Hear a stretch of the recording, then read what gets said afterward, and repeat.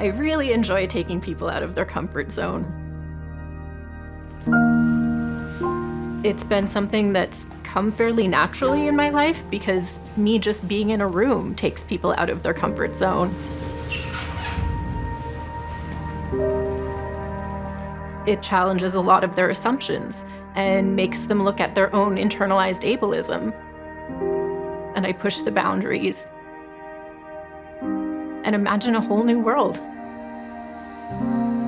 In 2003, I moved to Halifax from my hometown of Yarmouth, Nova Scotia, because I wanted to study theater.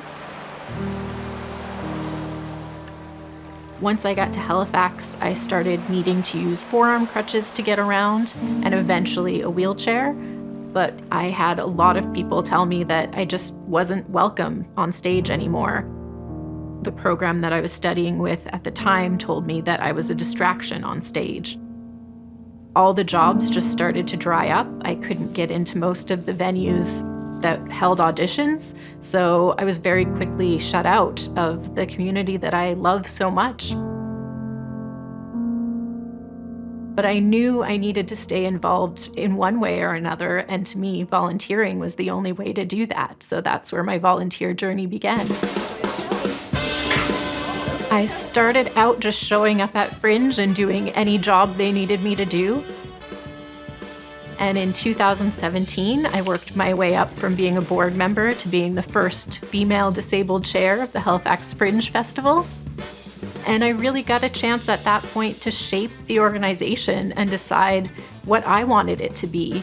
And I was very lucky to have a team behind me that believed in that same cause and wanted Halifax Fringe to be an inclusive place where everybody felt they belonged, not just that they were welcomed. We really prioritized accessibility and inclusion overall. And as somebody who couldn't have my own children, Fringe was a way of giving back to the community and leaving a legacy and raising the next generation of passionate artists that are doing things differently. So I use the moniker now of Fringe Mama with a lot of pride.